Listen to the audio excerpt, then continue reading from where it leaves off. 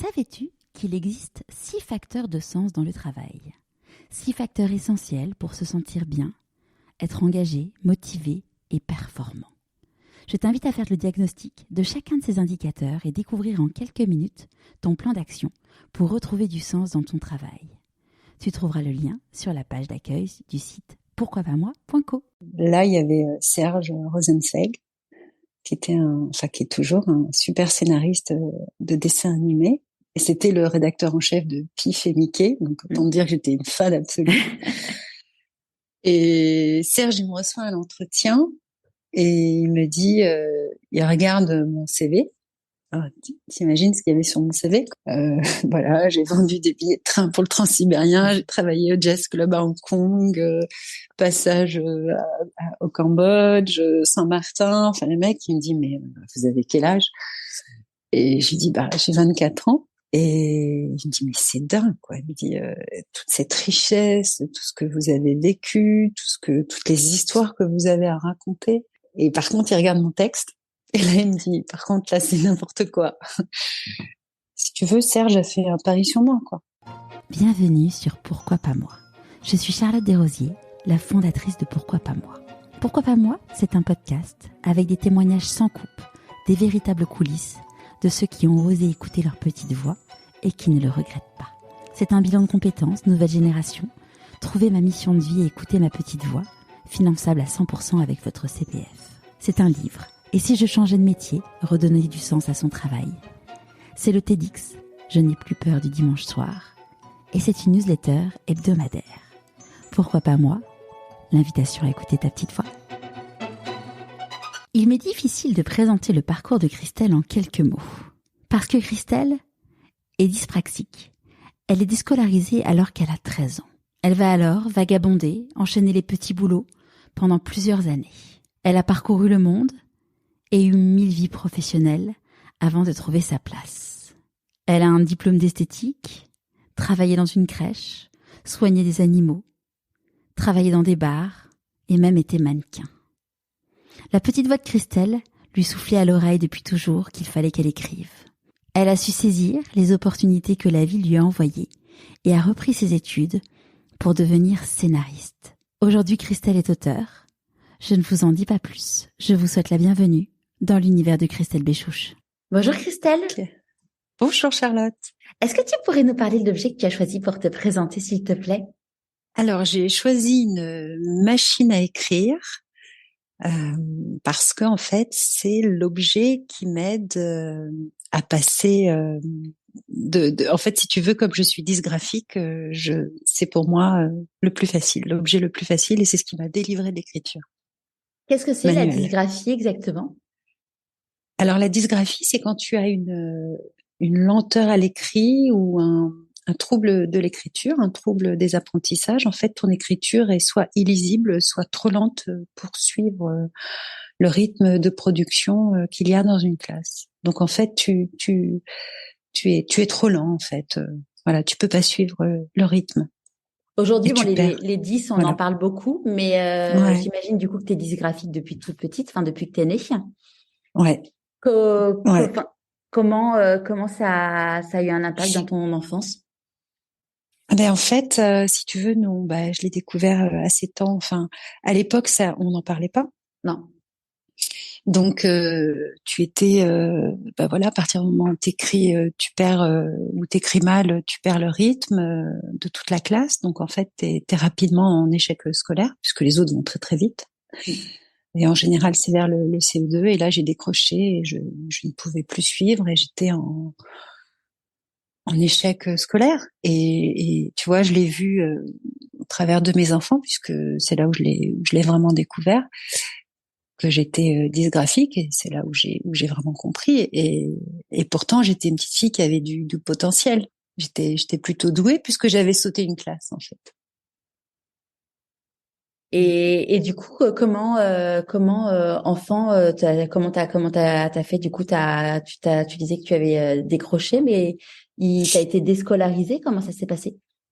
Alors, c'était un très très long parcours. En fait, si tu veux, déjà, ce qu'il faut savoir, c'est que si tu as des parents bienveillants qui t'encadrent, dans cette difficulté scolaire, c'est tant mieux pour toi, mais moi c'était pas le cas.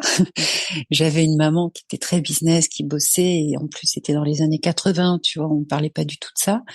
Donc en fait, t'étais, ben voilà, t'arrivais pas à suivre, donc on te mettait dans une classe un peu dépotoir, ce qui était mon cas, et on te casait avec les élèves de toutes sortes, de toutes catégories, et c'était n'importe quoi. C'était des classes où, voilà, bah, moi j'ai très vite décroché et je me suis retrouvée dans une de ces classes. Et en fait, en cinquième, j'ai quitté le système scolaire. Et là, mes parents, comme on pouvait pas faire de formation professionnelle encore, puisque l'âge requis à l'époque c'était, je crois que c'était 16 ans pour passer le CAP, mais on pouvait quitter l'école à 14 ans. Et moi, je devais avoir 13 ans, donc en fait, mes parents, enfin ma mère, m'a envoyée à l'école en Allemagne. Tu parlais allemand? Pourquoi? Donc je parle allemand. Voilà, j'ai appris l'allemand en Allemagne et ouais, ouais. Mais je suis très vite partie hein, aussi. Pourquoi? Euh, En fait, quand je me suis retrouvée, ben, quand tu te retrouves à 13 ans déjà, quand tu viens de vivre une déscolarisation, parce que l'échec scolaire, ça entraîne beaucoup de mal-être affectif. Mm.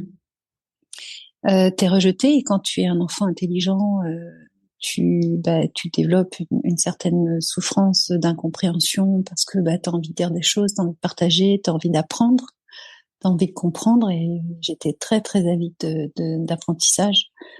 Je lisais beaucoup, tu vois, j'étais une petite fille très curieuse et le fait de me retrouver avec dans une classe déjà au départ d'enfants non du tout, enfin non scolaires et pas du tout intéressée par l'école, ouais, c'était une grosse souffrance. Donc, te retrouver ensuite dans une classe en Allemagne où tu comprends rien du tout et, et dans une famille que tu connais pas, à un âge où tu te développes physiquement, parce que 13 ans, ben voilà, tu deviens une jeune femme en pleine puberté. C'est juste, c'est le gouffre. C'est horrible. Et ça a été horrible. Donc, ouais, ça s'est très mal passé. Et comme j'étais une adolescente, bah, j'avais une attitude d'adolescente. Donc, je pense que j'ai fui. En fait, je suis rentrée chez moi, j'ai pris mon cartable et je suis partie. Je suis rentrée chez moi, chez ma mère, qui a pas été contente du tout de me revoir rentrer à la maison. Au bout de combien de Et temps? oh, écoute, j'ai dû partir en avril, quelque chose comme ça. Je suis arrivée à la rentrée scolaire en septembre et puis ça a été, j'étais avec deux jeunes filles de mon âge. Enfin, enfin, j'avais 13 ans, il y en avait une qui avait 15 ans et une qui avait, ouais, qui devait avoir 12 ans, quelque chose comme ça. Et elles étaient pas sympas avec moi. J'étais une intruse dans une famille, tu vois, des gens qu'on payait pour me garder. Donc c'était hyper souffrant. C'était une famille d'accueil, mais rémunérée, tu vois, par ma mère. Donc c'était un petit luxe un peu souffrant. Et donc je suis partie en avril, j'ai fugué, je suis montée dans un train, je suis rentrée en France toute seule avec mon cartable sur le dos, parce qu'en fait je devais partir à l'école et je suis pas partie, je suis allée dans le train. Et puis comme c'était à l'époque où tu sais il y avait les militaires français en Allemagne, je me souviens que je m'étais fait plein de copains français et ils avaient trouvé ça génial. Et, Et là, quand t'as et fugué, voilà. c'était quelque chose qui était entre guillemets prémédité ou un matin tu t'es levé en disant ça y est, c'est trop. Alors, en fait, il y a une petite histoire autour de ça, c'est que je voulais acheter, alors je sais plus ce que c'était, mais en fait, j'ai piqué un marque dans la poche du papa, tu sais, comme n'importe quel enfant peut faire. J'étais pas du tout une voleuse, mais ce jour-là, j'ai piqué un marque.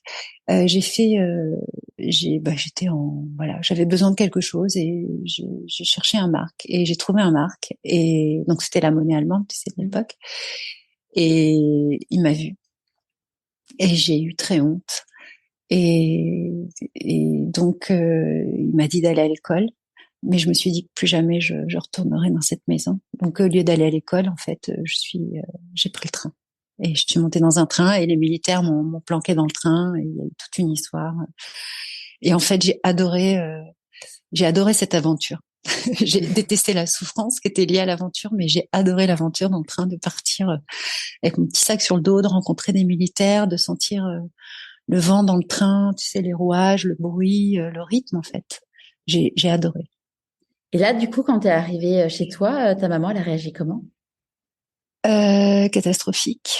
Elle m'a dit, bah écoute, tu vas partir en CAP cuisine en France, puisque tu vas aller en pré-apprentissage CAP cuisine. Et là, j'ai dit, mais j'ai pas du tout envie d'aller en CAP cuisine. Elle m'a dit, t'as pas le choix. J'ai dû rester 2 mois. J'ai travaillé à côté. Donc tu vois, je devais avoir 13 ans. Ouais, c'est ça. J'allais sur mes 14 ans, donc pré-apprentissage. Donc voilà, j'ai un peu bossé l'été dans un restaurant, une crêperie, je me souviens. Et puis ma mère était assez instable, donc à ce moment-là, elle était dans une reconstruction de vie. Elle devait partir à l'étranger et elle m'a dit, bah écoute, puisque la cuisine ça te plaît pas, tu vas aller dans une école d'esthéticienne. Et en fait, tu vois, il fallait me trouver une profession. Et j'étais pas du tout faite non plus pour une école d'esthétique. J'étais totalement sauvage et très révoltée, très rebelle. Donc j'avais pas du tout en plus le look d'une jeune fille qui veut partir en école d'esthétique, qui sont plutôt super apprêtées et tout. Alors moi c'était pas du tout le cas. Et en fait, elle m'a mise dans une école d'esthétique à Mulhouse, pas loin de l'Alsace. Alors, ce qu'il faut savoir, c'est que j'ai un papa qui est militaire en Alsace, enfin qui était militaire en Alsace, donc je pense que c'était le repère, tu vois. Si jamais il y avait quoi que ce soit, je pouvais aller chez mon père. Elle vivait où, ta maman?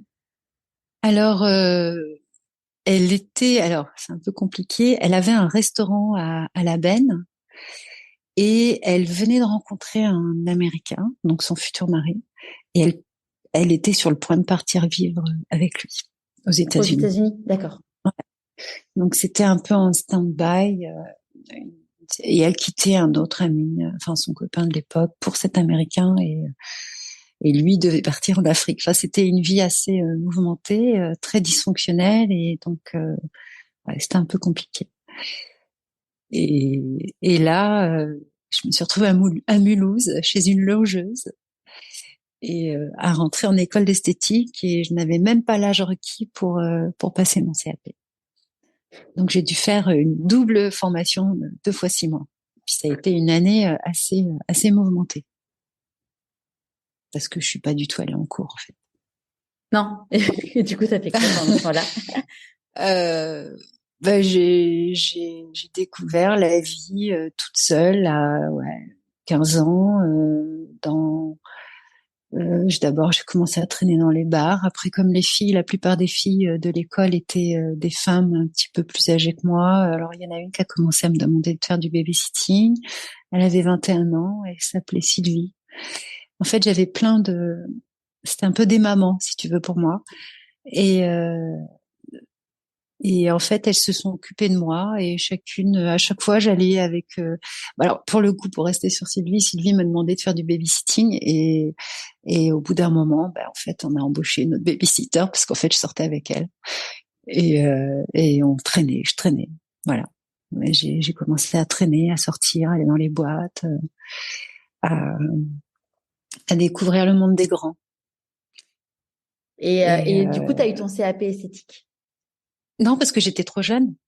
Ah oui, Et donc t'as fait les deux cursus, mais finalement, tu j'ai fait, l'as. ouais, j'ai eu les diplômes. Alors, je suis manucure Chanel. Je suis diplômée Sotis, Inès. Non, c'était pas Inès Lafresson. C'était non, parce qu'Inès, c'était Nina Ricci. Voilà. Donc j'ai des diplômes d'esthéticienne. Alors j'ai eu la pratique, mais pas la théorie, puisque évidemment j'étais dysgraphique et que ça marchait pas non plus de ce côté-là. Donc sur le diplôme, ils ont rayé théorie et pratique. Voilà. Je les ai gardés, les diplômes. Et une fois que t'as eu ces diplômes en poche, qu'est-ce que t'as fait? En tout cas, je suis pas. Enfin, si, j'ai fait un petit peu d'apprentissage. Je suis allée travailler. J'ai un petit peu bossé parce que je suis retournée. C'est un peu compliqué, mais ma mère m'a renvoyée dans une école pour passer le CAP à Angoulême. Ok. Elle est partie aux États-Unis Et elle m'envoyait à Angoulême. Et là, je me suis retrouvée dans un foyer de jeunes filles. Et, euh, et quand j'ai appris que ma mère était partie aux États-Unis, mais en fait, j'ai fugué du foyer de jeunes filles en pleine nuit. Je suis partie. Et j'ai traîné sur la route. Voilà. T'es partie où? Je suis allée chez un amoureux dans le sud de la France, à Avignon. C'était génial. T'avais quel âge? Et là, je devais avoir 15-16 ans à peu près. 15-16 ans, je suis allée chez lui et puis j'ai adoré la liberté que ça me procurait. J'ai adoré ne plus devoir rendre de compte, ne plus avoir à aller dans une école que j'aimais pas et, euh, et ne plus sentir peut-être tu vois, je sais pas, d'être forcée en fait. Voilà, j'avais envie de vivre ma propre vie. Puis comme il y avait personne pour me cadrer, ben en fait, je suis partie. Donc je suis allée chez lui et puis finalement il voulait que je reste et puis finalement non. Je suis repartie ailleurs. Après je suis retournée en Allemagne, retournée un petit peu. Ben, en fait, si tu veux, je retournais un peu partout où j'avais été bien. J'ai voulu dire au revoir aussi aux gens que j'avais appréciés en Allemagne. Donc j'ai tourné comme ça. Après j'ai rencontré un copain, puis un autre. Et puis je dormais chez eux, je repartais, je traînais. J'étais sur la route avec mon sac à dos. J'étais une Et tu nomade. vivais de quoi? Alors au début j'avais un petit peu d'argent. Ma mère m'envoyait un petit peu d'argent. Et puis ensuite j'ai commencé à travailler parce qu'elle était évidemment contre ce que je faisais et elle me menaçait de plus me donner d'argent. J'allais ensuite chez mon père, tu vois, un petit peu taxé d'argent. Puis je vivais de rien, en fait. J'étais bien, je mangeais chez les garçons chez qui j'étais. J'avais un copain un peu partout. Et, euh, si je me souviens qu'à Avignon, tu vois, je faisais les vendanges. Euh, à- ensuite, j'ai été embauchée comme palefrenière dans un centre équestre où je pouvais travailler l'hiver. Après, j'ai été embarquée sur un bateau de croisière en Alsace, où je me suis retrouvée à aller jusqu'à Cologne sur le bateau de croisière. J'avais même pas l'âge requis, tu sais, pour travailler, mais les mecs, ils avaient besoin de quelqu'un. Et en fait, au bout d'un moment, j'ai développé plein de stratégies de survie. Hmm. Et j'ai réussi à faire des petits boulots un peu partout et j'ai réussi à vivre comme ça sur la route. Pendant combien Et de ça, temps? il y a eu plein d'allers-retours. À un moment, ma mère m'a repêchée. Je suis repartie aux États-Unis. J'ai pas du tout aimé. Je suis rentrée en France, à 17 ans. Enfin, je suis rentrée en France. Je veux dire, j'ai traîné comme ça en Europe, en France, en Allemagne, un peu partout jusqu'à 17 ans. Et puis à 17 ans, j'ai voulu, si tu veux, il y a eu des allers-retours avec ma mère qui essayait aussi de me recadrer, mais ça fonctionnait pas. Donc je suis partie un an aux États-Unis comme jeune fille au pair. J'ai adoré. Je me suis occupée de deux enfants que j'adorais parce qu'ils n'avaient pas de maman en fait. Leur mère était absente et en fait, si tu veux, ça m'a rappelé un peu quelque chose d'un peu personnel. Donc en fait, je les ai adorés. Et puis Mathieu, en plus, le jeune garçon avait des troubles, des apprentissages. Donc je pense que je me suis vraiment projetée. En fait, j'ai vraiment voulu leur apporter ce que moi j'avais pas eu. Ouais. Donc et quand je suis rentrée en France, mais en fait j'ai été refusée à la douane et du coup j'ai pas pu les retrouver. Donc je me suis retrouvée en France et alors non, en fait, je me suis retrouvée il y a eu, écoute, il y a eu tellement d'aventures qu'en fait, j'ai un gros micmac parce que ensuite, je suis allée bosser au puce. Je me souviens, parce que tu vois, tout ça, c'était il y a 35 ans. Je suis allée bosser au puce et j'ai rencontré un mec qui m'a proposé, parce que je venais juste d'avoir 18 ans, donc voilà. Il y a un mec qui m'a proposé d'aller travailler à Saint-Martin en Guadeloupe. Et du coup, comme je pouvais plus repartir aux États-Unis, je suis partie à Saint-Martin en Guadeloupe et ça s'est très très mal passé. Et Pourquoi? Parce que je me suis retrouvée dans un truc un peu chelou, un peu bizarre. En fait, au début, je devais travailler pour le cinéma, le festival du cinéma francophone, et finalement, je me suis retrouvée à travailler dans un magasin d'objets un peu comme Tati, tu vois. Mm. Et j'ai fait un petit peu le festival du cinéma francophone, et le mec m'a un peu embarqué dans des endroits un peu chelous. Enfin, c'était un peu, c'était pas clean. Et je pense que heureusement que j'étais une jeune fille un peu naïve et très, euh, j'étais un peu sur un nuage et toujours un peu gaie, enfin toujours très gaie. En fait, si tu veux, j'avançais un peu dans ma vie comme on avance, ben un peu, enfin voilà quoi, comme un oiseau vole, trace son chemin quoi. Je traçais ma route, et puis ce jour-là, je crois que j'ai eu vraiment très très peur parce que ouais, il m'a emmené dans un bar en fait, et j'ai senti que, et puis si tu veux, il y avait pas mal de drogue, de donc j'ai fui. Voilà. J'ai très vite fui, et en fait je me suis arrangée avec la secrétaire qui m'a redonné un billet d'avion, et je me suis retrouvée, voilà, je suis rentrée et je me suis retrouvée de nouveau case départ à Paris. Et là je suis allée bosser dans une boîte de nuit à la Locomotive, et j'étais barmaid et je travaillais au Puce à côté. Donc là je dois avoir près 18 ans, et je me souviens que c'était la chute du mur de Berlin. Tu vois, c'était en pleine époque ouais, donc 89. Et là, je travaille à la Locomotive. Voilà. Donc là, tu disais, parce Et, on a eu un petit enfin, une petite ouais. interruption technique. Donc là, tu disais, t'étais barmaid le soir et la journée au puces. Et je travaillais le week-end au Puce, et la semaine, le soir, la nuit, oui, puisque le week-end, en général, je dormais pas. Je faisais des nuits blanches pour travailler. J'étais hébergée chez deux barmaids. Euh, et j'ai commencé, et c'est en fait, si tu veux aussi, ce qu'il faut savoir, c'est que j'écrivais déjà depuis pas mal d'années sur des cahiers, et et en fait là je me suis acheté ma première machine à écrire. En fait, ça a été, il y a eu tout un micmac, enfin voilà, c'est un brocanteur qui m'a donné une machine à écrire. Et ensuite, j'ai pu m'acheter une autre machine à écrire, tu sais, un peu automatique. À l'époque, ça faisait beaucoup de bruit. Et je me suis libérée un peu du geste de l'écriture, et j'ai commencé à raconter et à pouvoir écrire tout ce que j'avais, tout ce que je ressentais et tout ce que j'avais vécu dans la rue jusqu'à présent. Là, du coup, pour toi, ça a dû être incroyable de pouvoir écrire aussi vite que tu pensais. Ah, mais t'imagines même pas. Et aujourd'hui, on appelle ça vraiment des outils de compensation, si tu veux, à l'école pour aider les élèves dysgraphiques. Mais t'imagines même pas à quel point ça a été une révélation.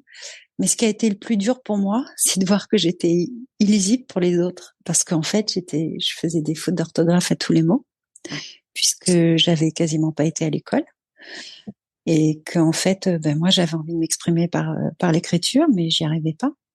En fait, j'y arrivais. Tu vois, je libérais des mots, des phrases. Je me sentais bien, quoi. Tu vois, je m'envolais. C'était un moment de création énorme pour moi. Je me sentais vraiment bien dans l'écriture.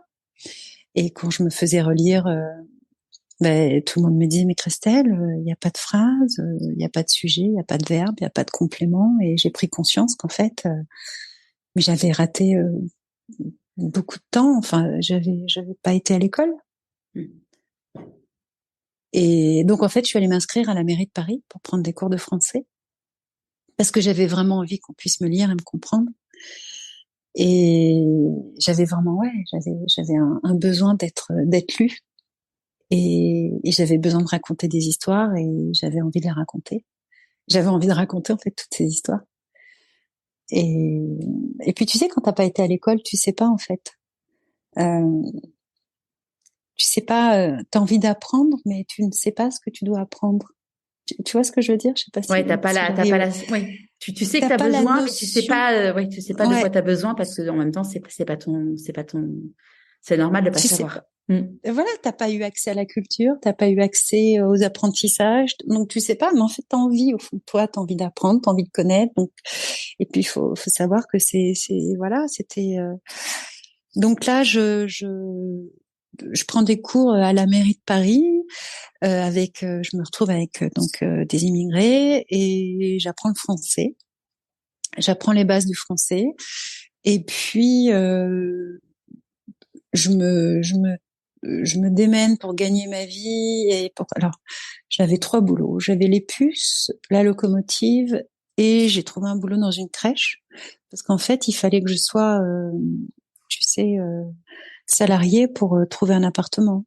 Ouais. Sinon, je pouvais pas me reconstruire. J'avais rien en fait. J'avais rien.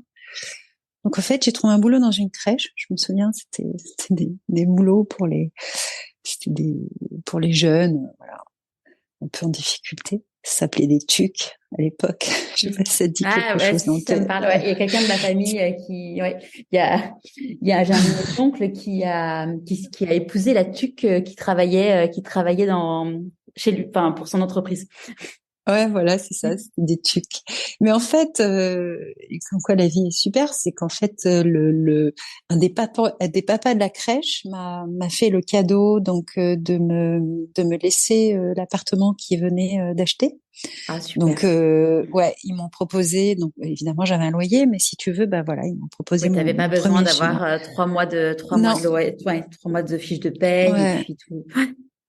Il m'a fait confiance et du coup j'ai eu mon premier chez moi. Alors évidemment, je suis arrivée avec mon sac à dos et ma machine à écrire. J'avais rien d'autre, mais j'étais tellement contente. Et puis les filles qui m'hébergeaient m'ont tout appris. En fait, elles m'ont appris. Ben voilà, en fait, moi j'avais rien appris de la vie d'une jeune fille. Donc tout ce qui était bon. Après, j'avais tellement bossé que si tu veux, je savais faire le ménage, ranger et tout. Mais dans un appartement, bah je savais pas trop. Je me suis sentie quand même un peu enfermée dès le début. C'était un petit peu compliqué, mais heureusement j'avais l'écriture et je me suis plongée dans l'écriture et je me suis un peu envolée, tu vois, grâce à ça. Enfin, au moins psychologiquement, puisque bah j'étais toute seule. Et puis un week-end au Puce, j'ai rencontré un garçon. Je continue, hein. Ouais, vas-y, je t'arrêterai s'il faut. Ok. Et donc qui s'appelait, enfin voilà, Igor. Et Igor vendait des caleçons qu'il avait achetés en Chine, parce que c'était un jeune étudiant en langues orientales. Et Igor, bah, je me suis moquée de lui parce qu'il est arrivé super tard, alors que moi j'arrivais avec ma charrette à 5 heures du matin au Puce, tu vois.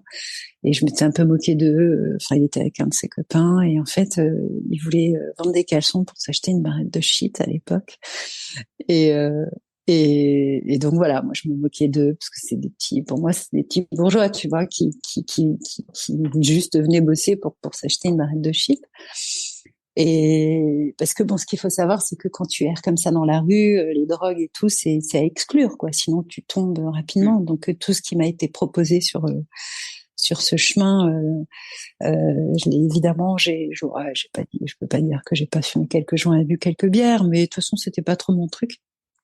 Mais voilà, Bah, dès que on en ça, avait parlé avec, je sais pas si tu la connais, Ashley Tayeb. non, Ashley, alors vous avez pas la même histoire, mais bon, elle a quand même fini dans la rue en se disant qu'elle voulait écrire un livre finalement sur les gens qui vivaient dans la rue, sauf qu'elle est tombée ouais, amoureuse d'un homme qui vivait dans la rue en voulant vivre cette expérience. Elle est ouais, tombée amoureuse, elle est tombée dans l'héroïne. mm, Et en fait, quand elle est tombée enceinte 4 ans plus tard, elle s'est dit soit en fait cet enfant je le garde, soit j'avorte. Mais en tout cas, mon enfant ne naîtra pas dans la rue. Et donc, elle était complètement héroïnomane à cette époque-là. Et elle s'est mm, sortie, en fait, toute seule de l'héroïne. Et je l'avais découvert dans l'émission Qui veut être mon associé parce qu'elle a mhm. lancé enfin, elle voulait lancer à l'époque et là, elle est en train de le lancer, une application pour apprendre à se sortir des addictions. Ouais, Et génial. c'est une femme. Enfin, je te recommande de la Ouais, suivre j'irai et son voir. épisode Ouais. parce qu'elle est Ashley, c'est vraiment une personne magnifique. Et bon, elle pour le coup, voilà, elle est vraiment tombée dans l'héroïne et elle te dit enfin le saccage, enfin que ça provoque. Elle dit, tu vois, le père de son fils, lui, il a consommé de l'héroïne beaucoup beaucoup plus qu'elle et pendant une période beaucoup plus longue et il a jamais réussi à s'arrêter et à s'en sortir, quoi. Hmm. Ouais, mais ça, c'était le danger. Moi, euh, tu sais, je suis aussi, je suis allée aussi chez les sœurs en pension et, je pense que ça m'a sauvée aussi parce que Ouais. ça m'a appris à me cadrer. Enfin, c'est le seul cadre que j'ai eu et c'est vrai que ça m'a appris à me méfier. Enfin, je sais pas, il y a quelque chose qui fait que après l'instinct, Ça t'a hein, de toute protégé, ouais. façon. Ouais, et l'instinct de survie aussi, hein. Quand t'es une jeune fille seule dans la rue, t'as intérêt de cadrer, quoi, parce que sinon, alors t'as l'air un petit peu comme ça, un peu faux-folle, guillerette, toute contente d'être libre, mais tu deviens un vrai petit animal sauvage. Mm. Et l'instinct, tu l'as, hein. Tu le sais, tu l'as. Alors même si, parce que pour certaines personnes, j'étais une gamine, si tu veux, mais j'étais une gamine avec un tel vécu déjà à 15-16 ans que la gamine, si tu veux, elle pouvait se défendre, se battre. Je savais me barrer de n'importe quelle maison à n'importe quel moment et je avais absolument peur de rien. Je savais où dormir, où me planquer, où aller. Je connaissais toutes les planques de la rue, quoi. Ouais, Donc t'avais vraiment la drogue, développé c'était le un danger. sens, un sens. Ouais, j'étais une vraie sauvage. Franchement, Mm. j'étais une vraie sauvage et c'était très dur. Le travail m'a beaucoup aidé à m'en sortir parce que j'avais la haine, enfin la hargne bah déjà il fallait que je bouffe, donc il fallait que je bosse. Donc tu vois, je bossais tout le temps en fait. Je travaillais beaucoup, beaucoup, beaucoup. Et, mais alors par contre pour le coup les boulots je les ai fait quoi. J'ai fait tous les petits Mm. boulots du monde. Et c'est vrai que ouais voilà la drogue c'est déjà ça coûte de l'argent. Et puis, mais je l'ai vu tout de suite, si tu veux, avec Igor, le fossé qu'il y avait entre cette jeunesse-là et moi, en fait. Mm. Parce qu'en fait, il est devenu mon petit ami. Ouais. Et c'est d'ailleurs le père de mon fils. Ok. Et, et il est devenu mon petit ami. Et là, il y a eu un gouffre entre lui. Alors, intellectuellement, j'ai adoré. C'était génial. Moi, c'était la première fois, si tu veux, que j'ai rencontré quelqu'un, un étudiant, quoi. Tu vois. J'étais qu'avec des gens qui travaillaient depuis l'âge de 14 ans. Dans tous les boulots que je faisais, tu rencontrais pas. Enfin, tu vois, pour moi, c'était des clients, tu vois, ces jeunes-là. Quand j'étais barmaid, ils étaient dans la boîte. Quand j'étais au puce, je leur vendais des ceintures et je les arnaquais. Enfin, tu vois, c'était enfin, voilà, pour moi, c'était des jeunes bourgeois qu'il fallait un peu, voilà. Donc en fait, quand je me suis retrouvée dans son monde, euh, lui, il m'a beaucoup aidé. Il a vu que j'avais envie d'apprendre, donc il m'a énormément aidé. Il m'a beaucoup écouté, on a beaucoup parlé, il m'a appris plein de choses. Vous aviez un Et gros écart d'âge? il avait 25 ans, j'en avais 19 à ce moment-là. Et il est venu. Alors, on n'a pas eu le temps trop de se connaître parce qu'en fait, il est parti en Chine puisqu'il était étudiant à Pékin. Et il est revenu pour moi au bout de quelques mois. Ses parents étaient fous et je l'ai planqué dans mon appart. Et il m'a dit, écoute, viens avec moi en Chine, il faut que je termine mes études. Et du coup, j'ai gagné beaucoup d'argent. Et j'ai sous-loué mon appartement et je suis partie à Pékin avec lui. Super. Ouais. Et là, ça a été le choc pour moi. J'ai adoré, en fait. Si tu veux, le voyage, tu vois, comme j'avais vécu la route et que j'avais adoré la route, au bout d'un moment, bah, c'est pas que j'avais adoré, mais j'étais une gamine qui m'était, voilà, je m'étais faite sur la route, quoi. Et donc, le sac à dos, et puis alors là, les odeurs, je me souviens que en fait, le premier transit qu'on a eu, c'était au Pakistan. Et j'ai eu un coup de cœur pour le Pakistan et je me suis dit, je retournerai dans ce pays, quoi. Et en fait, on est arrivé à Pékin, on s'est retrouvé dans une faculté avec plein d'étudiants que j'ai détestés. Euh, parce que on n'avait pas du tout, on avait eu 10 ans, si tu veux, de vie totalement à l'opposé entre eux et moi. Il y avait un tel fossé. Ils étaient tous dans leur chambre à fumer des joints et à refaire le monde. Et en plus, ils avaient tous les mêmes codes, les mêmes. Et c'était tellement pas. Enfin, je comprenais pas, quoi. Si tu veux, moi, je devais gagner ma croûte depuis l'âge de 15 ans, 16 ans. Voilà, quoi. Eux, c'était, ouais, enfin, je sais pas quoi. Et puis, ils dépensaient beaucoup d'argent. Ils allaient dans des restaurants et tout. Enfin, tu vois, le truc que j'avais jamais vécu, quoi. Et d'ailleurs, j'ai gardé beaucoup de choses de ce passé-là. Hein. Aller au restaurant, c'est toujours difficile pour moi. Il y a eu, ouais, c'était compliqué. Il y a Donc là, une vous notion restez. du travail. Ouais, oui, Pardon. chaque sou gagné, chaque sou Ouais. gagné, ouais. Et vous restez combien de Ouais. temps, du coup, avec Igor en Chine? Ben en fait, moi, comme j'en pouvais plus de sa fac, je suis allée travailler dans l'agence qui vendait des billets de train pour le Transsibérien. En fait, je me suis dégoté un petit boulot. Tu vois, je savais trouver du travail et j'ai négocié avec le mec. À l'époque, ça s'appelait Monkey's Business. Et c'est, tu vois, l'expression faire du marchandage de singes, tu vois. Je sais pas comment on dit en français. Et en fait, en fait, on avait échangé un billet de transsibérien contre mon travail. Et donc, en fait, moi, je suis rentrée en France en pleine perestroïka en novembre 2021. Tu sais que j'ai des enregistrements sur mon dictaphone de cette époque que j'ai retrouvé 2021? récemment. Non, 2001? pardon, pas 2021, qu'est-ce que je raconte?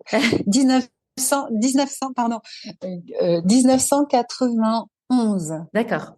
ou 92, ouais, c'est ça, en pleine perestroïka.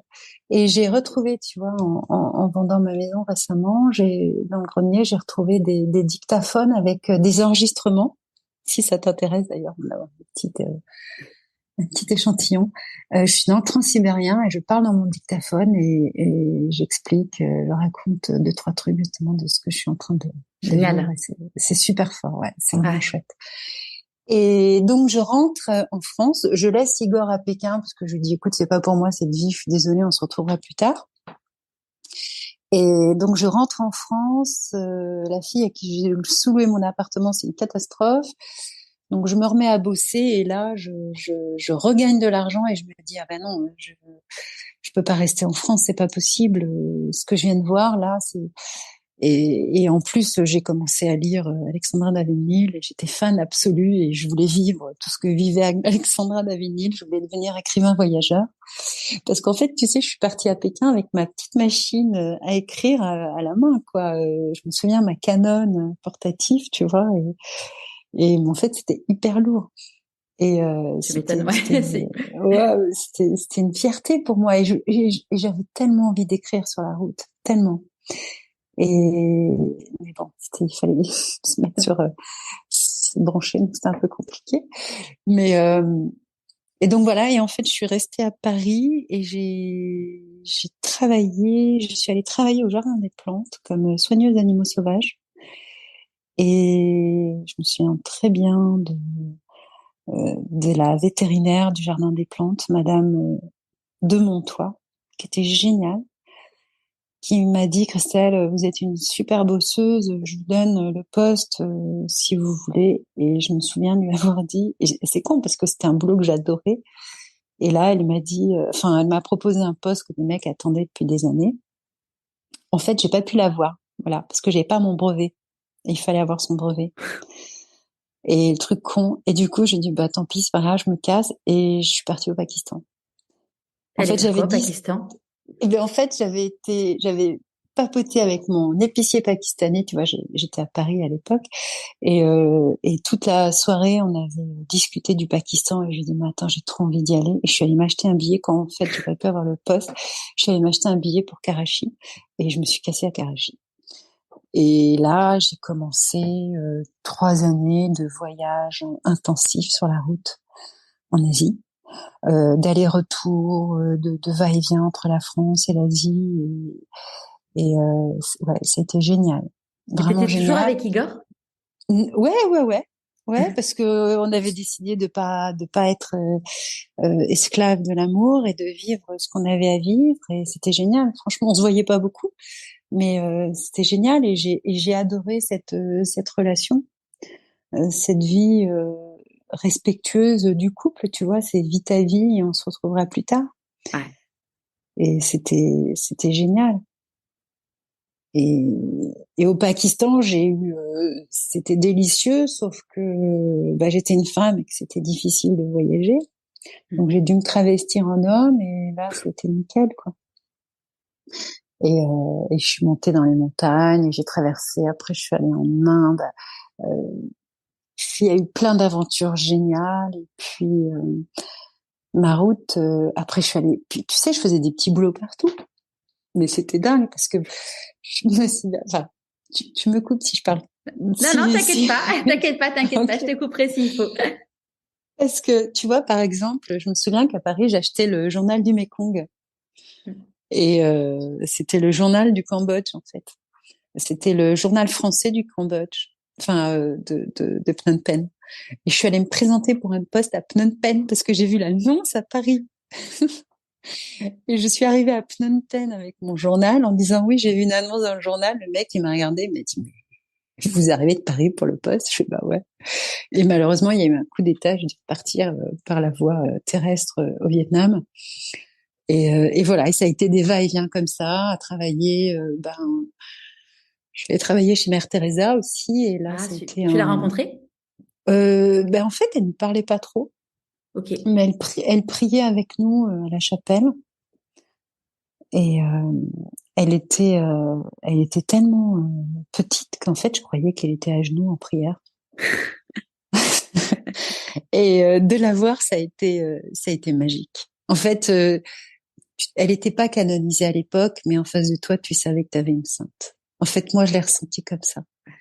Elle avait un charisme, une aura tellement forte. Et puis, tu sais, je me suis dit, la première chose que je vais faire en la voyant, c'est lui sauter dessus en lui disant, Mère Teresa, tu vois, génial, je suis tellement heureuse de vous rencontrer.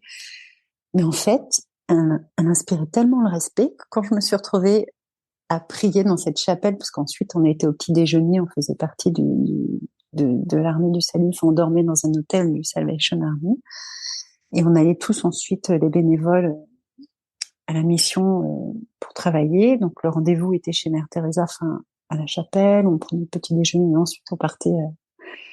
On était placés dans plusieurs cités pour travailler. Et quand je l'ai vue, mais en fait, c'est impossible, quoi. Tu te dis, mais qu'est-ce que tu fabriques? Pourquoi tu vas lui sauter dans les bras? Tu vas faire, oh, Mère Teresa, je suis là. En fait, pas du tout, quoi. Tu as l'air con, quoi. Tu dis, ok, bah, je reste à ma place et je prie, et juste je respecte, quoi. Ouais. Voilà. En fait, elle t'inspirait un certain respect qui fait que non, t'avances pas. C'est une force, mais phénoménale, incroyable.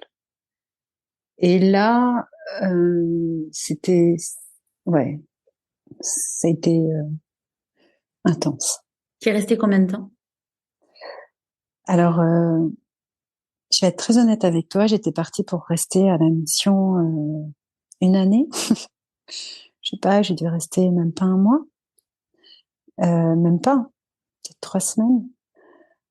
J'ai eu, je crois, bah déjà c'était un des plus grands chocs de ma vie parce que j'ai été confrontée à la mort pour la première fois. Et physiquement avec des gens, parce qu'en fait je travaillais au miroir. Nous les femmes, on était au miroir des femmes, et c'était principalement des femmes en fin de vie. Donc il fallait pas les toucher parce qu'il y avait beaucoup de maladies. Enfin, déjà en Inde, tu vois, il y a beaucoup de maladies, mais en plus il y a 35 ans, ouais, 30 ans, c'était pire, quoi. Donc il y avait la lèpre, il y avait, bon, t'imagines. Et en fait, je me suis vue les laver comme je lavais les box des chevaux au centre équestre, tu vois. Je prenais des seaux d'eau et je leur jetais dessus. Enfin, je nettoyais, tu vois, là, les excréments partaient dans les rigoles. Elles étaient dans des sortes de box en béton pour les laver.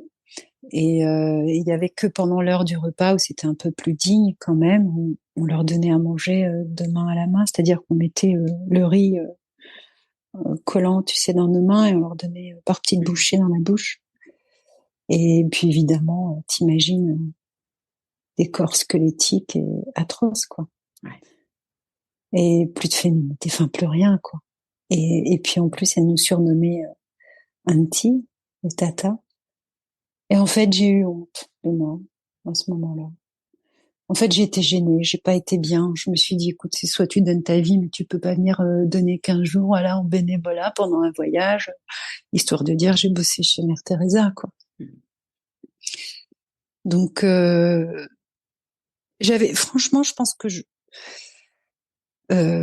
pense que j'aurais pu être une volontaire, j'aurais pu le faire, mais j'avais aussi envie d'exister en tant que femme. Ouais, puis t'étais En pas à fait, ta place. ouais, voilà, c'est ça. J'avais le cœur, j'avais tout, j'avais vraiment envie de le faire et de le partager et de donner de ma vie en fait pour elle. Mais il y a eu un choix à faire. Je me suis dit, c'est soit tu donnes ta vie, soit toi, tu t'occupes de ta vie et t'arrêtes d'errer comme ça un peu partout et de rien faire en fait. Et en fait, j'ai pris conscience que j'avais rien. J'avais pas de bagage scolaire, j'avais pas de diplôme. J'allais bosser toute ma vie à nettoyer, voilà. Tu vois, aux zoos, je nettoyais les cages des animaux. En tant que palefrenière, je nettoyais la merde des chevaux. Et puis autour de moi, j'avais toujours les gens qui étaient là, qui visitaient, qui montaient à cheval pour les jeunes, qui avaient de l'argent et qui étaient, tu vois, j'étais à chaque fois décalée dans des mondes différents, quoi. Et je trouvais jamais ma place. Donc là, je suis partie à Hong Kong chez un copain journaliste, un copain d'Igor, parce qu'en fait, eux, tu vois, les étudiants de la fac que j'avais rencontrés à Pékin, pour la plupart, ils avaient des postes en Asie et des grands postes parce qu'ils démarraient leur vie de professionnelle. Donc là, je dois avoir 23 ans et je me prends une belle claque dans la gueule.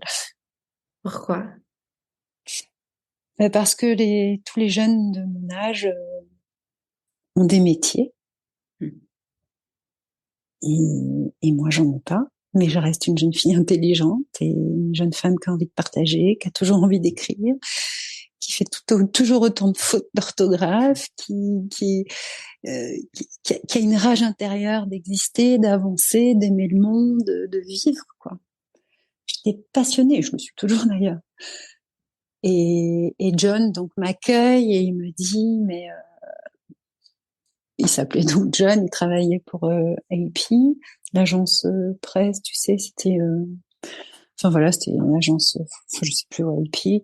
Et donc on est à Hong Kong et je vais travailler au Jazz Club, un bar qui embauche des jeunes femmes pour voilà. Et là, on me propose d'aller bosser au Japon dans des bars aussi, de prendre un bateau. Et je me dis non, attends, non, je peux plus là, c'est plus possible. Je vais pas repartir au Japon, travailler. Tu sais, c'était la grande mode des blanches qui allaient travailler dans des bars à entraîneuses, en fait. En C'est-à-dire? fait, si tu veux, mais en fait, tous les backpackers, en fait, parce que tu sais, les jeunes qui voyagent comme ça à l'étranger, il y avait très peu de Français d'ailleurs. On avait toujours des plans pour aller bosser un peu partout dans le monde. Et là, le truc, c'était, voilà, les hommes, les garçons avaient des plans et les filles aussi, quoi. Et là, le truc, c'était les blanches, enfin les filles devaient partir au Japon parce qu'ils aimaient bien, voilà, les Européens pour aller travailler dans des bars. Et ça marchait super bien, on était super bien payés. Alors, évidemment, on couchait pas rien du tout, on avait juste à entraîner les mecs. Puis ça, c'était Ouais. Tu les la faisais légende. boire et Ouais, ça voilà, s'arrêtait et là, quoi. t'avais ta soirée qui était payée et ton logement et tu pouvais continuer ton voyage, quoi. Mais moi, j'ai pas voulu le faire parce que je trouvais c'était pas mon genre et puis je me suis dit si je pars là-dedans, c'est foutu. Tu vois, déjà à Saint-Martin, ça avait été chaud, donc je me suis dit non, et puis j'avais vraiment la conscience, j'avais une conscience, ouais, de vie, alors je vais pas dire de carrière, mais je sentais que j'avais envie de faire quelque chose de ma vie, quoi. J'avais pas envie d'aller bosser à 24 ans dans un bar Ouais. d'entraîneuse, quoi. Et puis j'en avais marre des bars, j'en avais marre de tout ça. Et puis là, au Jazz Club, il y a tu sais, à Hong Kong à l'époque, il y avait énormément de mannequins. Et moi, chez Mère Teresa, et puis pendant mon voyage, j'avais beaucoup, beaucoup ainsi. Et comme je fais 1m75, en fait, il y a une nana qui est venue me voir, qui m'a dit, est-ce que tu veux venir faire des photos et tout, est-ce que ça t'intéresse? Du coup, je me suis dit, pourquoi pas? Ça peut faire de l'argent facile. Donc, j'ai bossé, j'ai fait un contrat Benetton, puisque je suis plutôt mat et tout, tu vois, un peu typée, donc ça plaisait. Et puis j'ai détesté. Mm. Et Igor m'a appelé, il m'a dit, mais qu'est-ce que tu fous? Rentre en France. Et j'ai dit, ouais, c'est n'importe quoi. Et donc, je suis rentrée en France. Donc là, Igor était aussi du coup en France avec toi. On s'est retrouvés tous les deux. Ouais. Lui, il venait d'avoir un poste à 92 Express. Je sais pas si tu connais, c'était le journal de Pasqua. Ok. Il voulait devenir journaliste. D'ailleurs, il est toujours journaliste. Et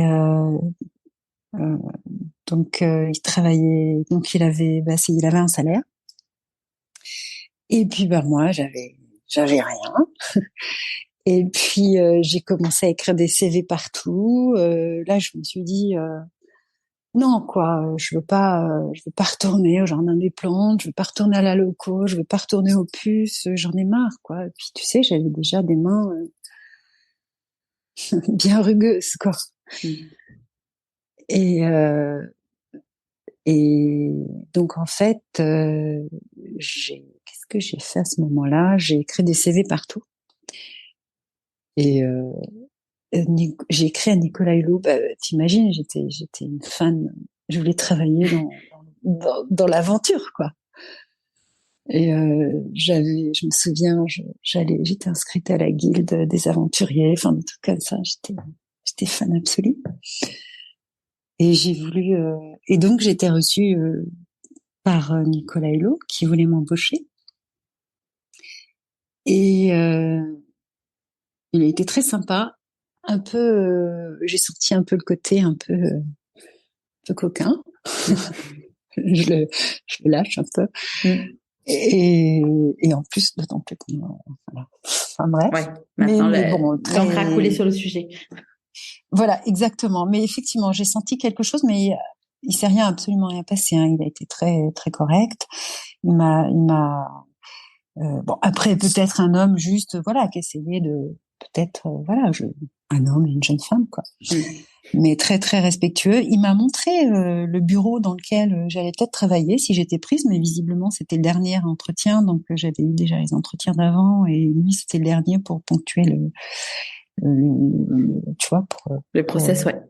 ouais, voilà. Et là, j'ai eu une grosse angoisse, quoi. Quand le mec, il m'a montré le bureau, je fais, ah, mais non, mais moi, je veux pas travailler dans un bureau. Moi, je veux venir avec vous sur le terrain. Il me dit, mais non, on prend pas de femmes. Je fais, comment ça, vous prenez pas de femmes? Je dis, je suis tout à fait capable d'être. Il me fait, non, non, nous, on prend pas de femmes dans nos équipes, il y a que des hommes. Et j'ai trouvé ça, mais dégueulasse, quoi. Tu m'étonnes. Ouais, voilà. Donc, tu te dis, espèce de macho, quoi. Je veux dire, tu veux pas de nana sur ton terrain. Je t'emmerde, quoi. Et je me suis cassée. Et dans les locaux de TF1, en fait, quand je suis partie, le mec, voilà, quoi, il m'a montré ses bureaux, je fais ok, ciao. Et, et dans les locaux, j'ai rencontré une femme, tu sais, je parlais avec tout le monde. Je découvrais, j'avais le badge pour la journée. Donc, je me suis dit, allez, je vais visiter les lieux et tout. Donc, j'ai un peu traîné dans les bureaux. Enfin, je traînais un peu partout, je regardais, je parlais aux gens et tout. Et j'ai rencontré comment elle s'appelait déjà? Une directrice des programmes pour la jeunesse.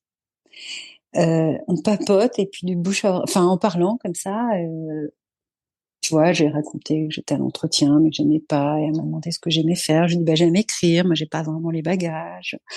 Et elle m'a dit, mais vous savez, en ce moment, il y a une grosse demande de scénaristes en jeunesse et en fiction. Et pourquoi vous passez pas le concours de l'école des Gobelins? Mais moi, je lui dis, mais attendez, je suis jamais allée à l'école, j'ai jamais passé le concours. Enfin voilà quoi. Elle m'a dit, mais on s'en fout. Elle m'a dit, ils prennent de tout. Ils sont tellement avides. Ils ont fait c'est un concours européen. Ils ont vraiment besoin de gens quoi. Elle me dit, essayez. Et voilà, Charlotte, j'ai essayé. La rencontre. Ah bah là, j'ai passé le concours. Je suis arrivée, c'était n'importe quoi. J'avais jamais passé le concours.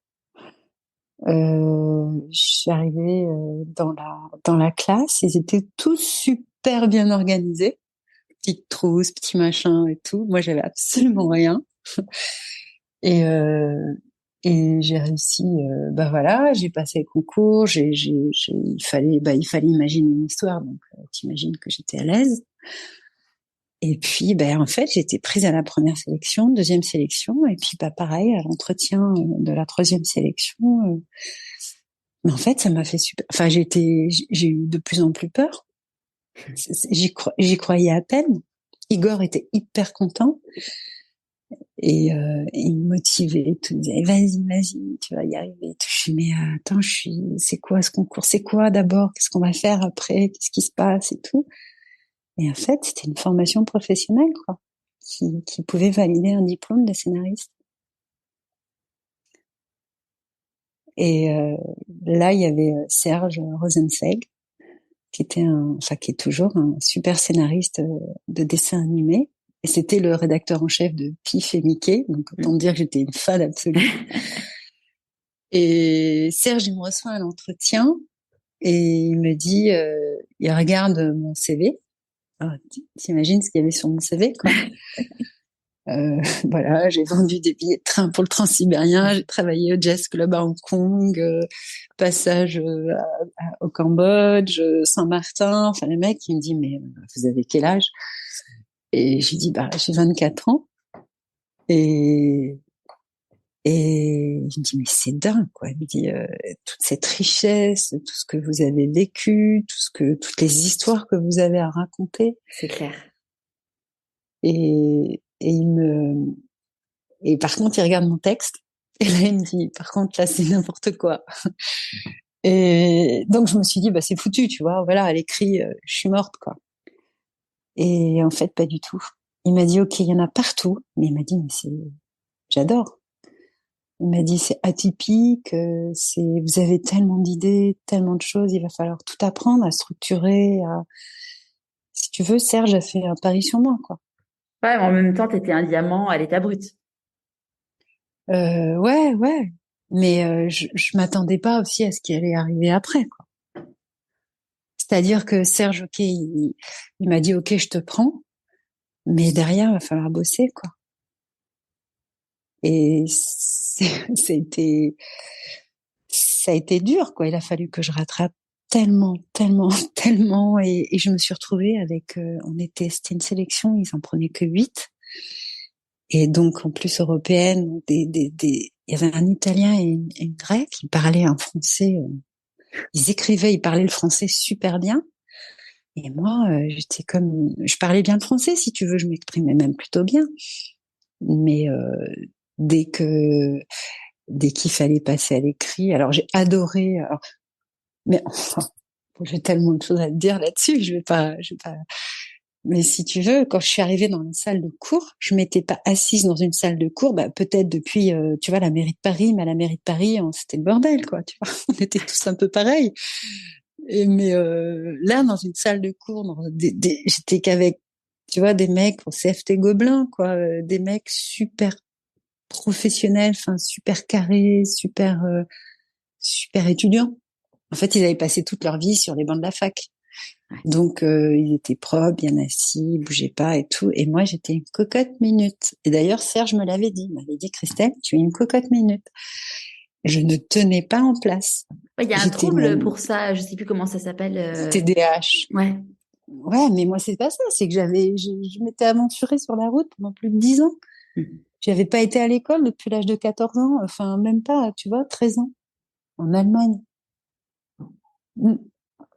C'était et puis ils se la racontaient tous, quoi. Tu vois, ils étaient fiers, fiers d'eux. Enfin, je sais pas comment t'expliquer ça, mais ils étaient, ouais, c'est suffisant, tu vois. Et moi, j'ai développé des complexes et je développais des complexes énormes en face d'eux. J'ai dit, pourquoi je suis là, quoi? Qu'est-ce que je fous là?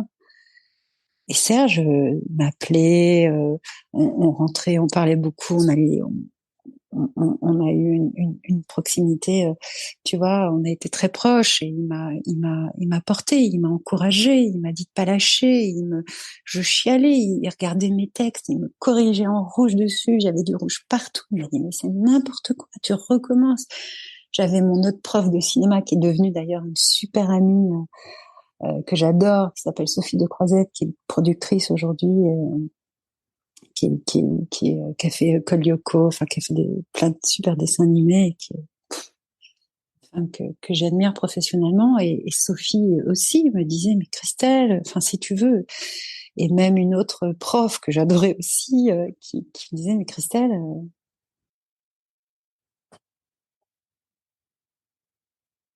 Allô? Je reprends là, donc. Donc ton amie Allô? Sophie te dit, ouais, c'est bon. Ton amie Sophie te disait, Eh ben Sophie me disait, alors attends, je sais pas où j'en étais. Donc Sophie, pareil, me disait de travailler, de pas lâcher et puis qu'il y en avait aussi partout et qu'il fallait il fallait tout canaliser et travailler, quoi. Mais c'est vrai que c'était dur, si tu veux, de devoir autant travailler parce que les autres, ils avaient l'outil d'écriture et le français, si tu veux, ils avaient appris. Donc, en fait, moi, je voulais raconter des histoires, mais je maîtrisais pas le français. je te coupe, il y a ton Ah merde, chemisier qui refroide sur le micro. excuse-moi. Pas de Oui, oui, souci. oui. Non, non. Euh, Et donc donc du voilà. coup, donc tu pars, donc t'as le diplôme et donc du coup l'équivalence en bac plus combien, bac plus 5. Ouais, le diplôme, c'est une équivalence d'un bac plus 5. J'avais vérifié, tu sais, pour la validation des acquis. Ouais, la J'avais BAE. téléphoné, voilà, j'avais téléphoné à l'école des Gobelins et on m'avait dit que c'était oui, effectivement un bac plus 5. Euh, gros choc. Pas de brevet, mais bac plus 5, c'est génial. Ouais, ouais, ouais, mais comme quoi, tu vois, c'est dégueulasse parce que j'ai raté 10 ans d'études et d'apprentissage scolaire parce que je suis dysgraphique. C'est injuste, trop injuste. Ouais. Mais quelque part, voilà, j'ai appris beaucoup de choses et ça, c'est bon. Mais et pour mes enfants, en tout cas, c'était hors de question qu'ils vivent la même chose que moi. Enfin, surtout quand j'ai compris que mon fils avait les mêmes troubles des apprentissages. Ouais. Si ça te va, on finit Oui, là-dessus. et après on y retourne parce que du coup, clairement, c'est un vrai sujet que j'aimerais bien qu'on aborde. Bien sûr. Donc là, du coup, tu repars avec ton diplôme. Qu'est-ce que tu fais? Alors, quand je suis sortie des Gobelins, Serge nous a envoyés sur quelques postes vacants, mais moi j'ai pas pu, si tu veux, aller au bout professionnellement parce qu'en fait, ben, je me souviens, j'avais été convoquée à France 2, j'avais travaillé sur plusieurs séries, plein de projets, mais en fait, mon français n'était pas encore abouti. Donc en fait, j'ai eu encore beaucoup de travail à faire, si tu veux, pour terminer, aller au bout de mes idées et bien construire une histoire. Donc c'était encore compliqué pour moi en termes d'apprentissage. Donc les histoires, je savais les raconter, mais techniquement, j'avais encore beaucoup de travail à faire. Et donc du coup, t'as fait quoi? Et du coup, bah, financièrement, c'était un peu compliqué. Donc, je me suis dit, c'est soit je repars bosser dans un boulot alimentaire, soit je suis Igor qui est muté dans une petite bourgade de province qui s'appelle Mayenne, en Mayenne. Et en fait, je suis tombée enceinte de notre fils qui s'appelle Perceval. Et on est parti. En fait, je l'ai suivi puisqu'il avait eu son poste là-bas et première rédaction. Donc c'était pour nous, voilà, pour un jeune couple, c'était super avec un bébé qui allait arriver. Donc c'était génial. Donc je me suis retrouvée en Mayenne avec mon bébé à essayer d'écrire, à raconter, à apprendre. Voilà. Donc j'ai continué d'écrire et j'ai rien lâché. Et donc là, du coup, t'avais quel âge quand t'as eu Perceval? Alors Perceval, j'avais 26 ans. Ok. Et 26 ans et en fait j'ai eu une sorte de j'ai pas du tout été bien en fait parce que je me suis retrouvée enfermée avec mon bébé et mon mari parce que j'étais mariée aussi et là super bad trip quoi. J'étais super mal, j'ai pas du tout aimé et je me suis sentie prisonnière et j'ai très très mal vécu le mariage. Et Igor, lui, il était toujours dans cet esprit de la liberté, le travail continue, n'abandonne pas. Moi, je suis là, je bosse et tout. Je fais ouais, ok, mais moi, je suis là avec le bébé à la maison et Ouais, c'est pas à la moi. campagne. Ouais, voilà, c'est ça. Mais j'allais pas partir avec mon bébé sur la route. Et puis, il était hors de question que je me. Donc, ça s'est très mal passé. En fait, je pense que j'ai confondu mon propre problème avec celui du couple. En fait, j'étais une femme beaucoup trop sauvage pour pouvoir m'insérer dans la société. Je sais pas si tu as lu le livre de Clarissa Pinkola Esté. Non. Femme qui court avec les loups. Elle explique très très bien ça, l'archétype de la femme sauvage dans les sociétés modernes. Et c'est un super livre justement qui explique que quand on a vécu un peu trop dans le monde du dessous, c'est très difficile d'aller dans le monde du dessus. Et si tu veux, c'est un peu cette part yin et yang qu'il faut assembler, tu vois, pour vivre un peu et toujours aller un petit peu dans le monde du dessous et un peu dans le monde du dessus et arriver à rééquilibrer tout ça. Et c'est vrai que moi, j'étais complètement une femme du monde sauvage, quoi. Donc, travailler dans des bureaux, c'était impossible. Vivre en couple dans une maison et jouer à papa, maman, c'était impossible. M'occuper de mon enfant, oui, ça j'aimais. Et écrire, oui. Donc, Igor, on s'est séparés. Je me suis retrouvée toute seule en Mayenne. Et, donc, j'ai décidé de rentrer au Pays Basque, puisque c'était un petit peu l'origine, la terre natale de ma mère. Et T'es partie avec ton fils, du coup? en fait, non, parce que j'ai rencontré un mec en me promenant dans la forêt. Et, et le mec était tellement bien. Et je sais pas, ce qu'il m'a proposé, ça m'a plu. J'étais totalement, mais en fait, c'est n'importe quoi parce qu'en fait, j'ai pas fait le travail qu'il fallait faire sur moi à ce moment-là, c'est-à-dire que, en fait, j'ai un peu baissé les bras. Et puis lui, il me proposait un truc tellement sympa, en fait, si tu veux, je me suis un peu prise au jeu du prince charmant, quoi. Voilà. Je me suis dit, et puis merde, pourquoi pas? Le mec, en plus, il tenait un centre équestre, il était à cheval quand je l'ai rencontré, c'était vraiment le cliché. Et j'ai eu envie de rêver à la petite fille qui voit le prince charmant. En fait, tu sais, j'en pouvais plus.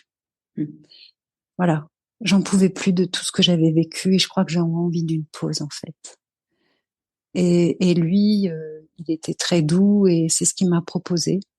Et j'ai eu envie d'accepter et en fait, j'ai eu envie de vivre la vie, une vie paisible. J'étais fatiguée. Et en plus, figure-toi qu'il sortait de la Sorbonne et qu'il il avait des connaissances en français puisqu'il est devenu prof de français par la suite. Okay. Et du coup, j'ai appris beaucoup avec lui. Et c'est devenu le père de mes enfants et mon deuxième mari. D'accord. Donc là, du coup, tu t'installes à Biarritz là-bas. Et professionnellement, ouais. Comment, à partir de quand tu te dis que tu as envie d'écrire ton roman? Alors, en fait, c'est suite au décès d'une femme que j'aimais beaucoup, que c'était la maman de mon ex-mari, de mon second ex-mari. En fait, il y a eu une sorte je suis partie sur le chemin de Compostelle, marcher, Et là, je me suis dit, j'ai besoin de réécrire. En fait, c'est pas que j'avais abandonné l'écriture, mais comme j'ai eu j'ai eu 2 enfants. À ce moment-là, j'avais 2 enfants. J'étais partie un peu dans la camisole maritale, si je puis dire. Et je m'étais enfermée dans le mariage par peur de ressortir un peu. Enfin, je sais pas. Ouais, voilà, je sais pas. Et là, comment dirais-je, j'écris le roman La Nomade, qui raconte toute mon histoire et je le sors tout. En fait, dès que je suis rentrée de Saint-Jacques-de-Compostelle, je me suis mise à écrire. J'ai écrit le roman, je l'ai envoyé à un éditeur, il a été pris tout de suite, donc j'étais assez surprise. L'éditeur me l'a pris tel quel, avec Génial. encore des petites fautes d'orthographe, ouais, mais j'étais assez surprise parce que du coup, je m'y attendais pas. Et je me suis dit, waouh, donc en fait, c'est possible. Et, et le roman ensuite est sélectionné par la Société des gens de lettres et la Charte des auteurs pour être adapté au cinéma. Et pour Génial. que je suive une formation de scénariste d'adaptation, donc euh, de romans, voilà, à la Fémis. Donc, tu vois, après les Gobelins, je me dis putain, je vais faire la Fémis, c'est quand même classe, c'est bon. Et il fallait faire un concours aussi, quoi. Donc j'ai passé le concours. Et là, pareil, on était avec 8 autres auteurs. Enfin, et j'ai été prise, quoi. Et j'étais avec Suzy Morgenstern, Carole Fee, Sarah Cohen-Scally, enfin des plumes juste dingues. Et, et je venais d'avoir mon 3e enfant en plus à ce moment-là. Donc j'avais, autant dire, j'allaitais, je me souviens, j'avais des montées de lait en plein cours. Mais cette fois-ci, je me suis dit, je lâcherai pas, quoi. Il faut que j'arrête parce que le temps passe et Christelle, il faut plus abandonner, quoi. Et j'ai fait la formation, j'ai écrit le scénario donc de La Nomade et qui a été repris ensuite par un comédien qui voulait le réaliser, mais j'ai pas du tout aimé parce qu'il en faisait l'histoire d'une jeune femme très sombre et tu vois, il réécrivait un peu Santoine Illois et j'ai pas du tout aimé parce que c'était tout sauf Santoine Illois, c'était plutôt une quête initiatique. Et puis et j'ai écrit entre-temps, comme j'ai vu que mes enfants avaient des troubles des apprentissages, je me suis lancée dans l'écriture. En fait, si tu veux, j'ai compris ma problématique et celle de mes enfants, donc au travers de mes enfants. Ouais. Et là, je me suis lancée dans un livre, je me suis engagée dans une association pour les enfants à haut potentiel et les enfants 10. Et j'ai essayé de me démener pour sauver la scolarité de mon fils, qui avait exactement les mêmes troubles. Et quand j'ai vu comment ils ont voulu le dégager du système scolaire, là, je me suis dit, mais coucou, No way. jamais de la vie, quoi, toucher à un cheveu de mon fils et à sa scolarité et à son avenir.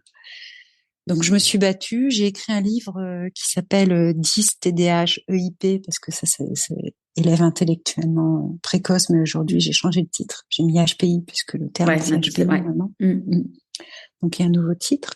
Je me suis lancée dans l'écriture de ce livre, autant dire dans les neurosciences, et j'ai vraiment déployer une énergie de dingue pour tout lire, tout réécrire, tout vulgariser de manière à ce que ce soit facile et compréhensible pour toutes les familles. Le titre et le contenu sont très chouettes parce que ça s'appelle le manuel, comme tu disais, 10 TDAH EIP et le manuel de survie pour les parents et profs. Et en effet, c'est génial parce qu'en effet, quand tu as des enfants qui sont comme ça, les parents se sont complètement démunis. Et moi, j'ai eu donc la chance de recevoir ton livre par ta maison d'édition. Et le courrier du livre et peut-être je sais pas, peut-être 2-3 semaines après, j'ai une de mes amies qui me dit Charlotte, je suis contente parce qu'on a enfin mis un mot sur mon fils, mais bon voilà, je sais pas trop par où m'y prendre et du coup je lui ai prêté ton livre et en effet, c'est vrai que moi j'ai quelques amis qui ont en effet des enfants qui ont ce type de problématique et même si ça a quand même beaucoup évolué par rapport à ton époque, il y a encore beaucoup de choses qui sont pas sues, ouais. Attends, moi, ma fille, elle a 10 ans, la petite dernière. Elle est dysgraphique aussi. Moi, je suis sympa, je refile mes troubles à mes enfants. Mais de toute façon, c'est héréditaire. Et elle s'est fait expulser de l'école à l'âge de 8 ans parce que je m'imposais pour qu'on puisse l'aider et qu'on puisse mettre en place le PAP, justement, le plan d'accompagnement, qui n'était pas mis en place. une association a voulu porter plainte, j'ai refusé parce que j'étais en plein divorce et c'était compliqué. Ouais. Mais c'est toujours d'actualité. Enfin, je veux dire, il y a beaucoup d'enfants qui ne vont pas à l'école à cause de ça, qui n'ont pas école. Moi, si tu veux, j'en ai fait un combat personnel parce que c'est un peu comme la liste de Schindler, tu sais. Dès que je peux sauver un enfant, dès que je peux sauver la scolarité d'un enfant, pour moi, c'est essentiel en fait. C'est une cause vraiment essentielle parce que c'est un avenir. Ouais, c'est un navire et puis c'est ce que m'avait dit ma psychiatre quand je lui avais dit que je voulais créer le podcast suite au burn-out. Elle m'a dit, vous savez, c'est humain de vouloir sauver l'autre de ce dont on a souffert. Bien sûr. Bah, merci de la chose. Ça fait du bien. Mais ouais, parce que tu te dis c'est pas possible. Ils ont l'éducation nationale a entre ses mains l'avenir, le bien-être, le bonheur d'une vie, et tout peut être détruit à l'école. Carrément. Et ça, pour moi, c'est pas possible. Ouais. Et je suis sûre, et d'ailleurs, il y a beaucoup de délinquants qui sont 10. Ouais. Beaucoup de toxicomanes sont soit HPI, soit TDAH, soit 10. Ouais, typiquement, Ashley, dont je te parlais tout à l'heure, Ashley, elle est HPI. Hein. Mais voilà.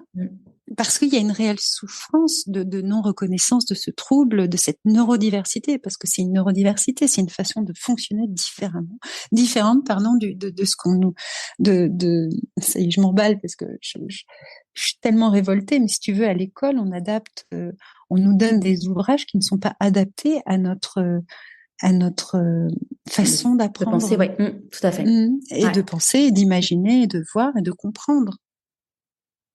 On correspond pas, ouais. C'est pas dans les cases. Mais c'est ça, on est à l'école, on donne des manuels pour les chiens à des enfants qui miaulent, qui parlent le chat, enfin, tu vois, c'est pour simplifier, quoi. C'est ce que j'essaye de dire tout simplement. Comment t'écoutes ton intuition? En m'isolant, en me coupant de tout, en m'écoutant, en allant vraiment au fin fond de ce que en essayant de. Alors, l'instinct, il est assez inné chez moi et très fort. Donc, je l'entends en général, je le sens. Ça vient à moi et je le sens. Et je le laisse s'installer. Et j'essaye d'être très à l'écoute de mes instincts. Comment tu célèbres tes réussites? Pardon? Comment tu célèbres tes réussites? Sur mon dernier livre, je me suis dédicacée bravo, moi. Et j'étais très contente. Et en général, je fais en sorte de boire une coupe de champagne ou quelque chose, mais c'est essentiel. Et d'ailleurs, c'est quoi pour toi la réussite? C'est être en paix. C'est être en paix avec peut-être la cause justement que je défends et le message que j'essaye de véhiculer, qui est très important pour moi. Et voilà, ce serait ça en fait. À quel moment dans ta vie tu t'es dit pourquoi pas moi? À chaque moment. C'est un moteur.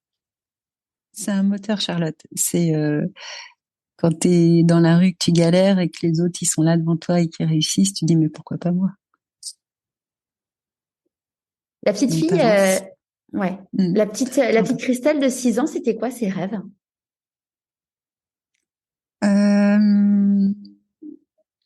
Petite gitane.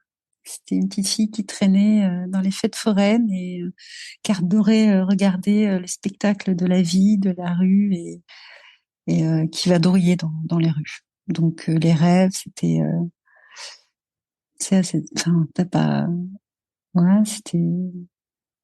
Je pense que c'était le spectacle. Ouais, j'aimais le spectacle. Et qu'est-ce que tu penses que du coup la petite Christelle de 6 ans dirait si elle te voyait aujourd'hui?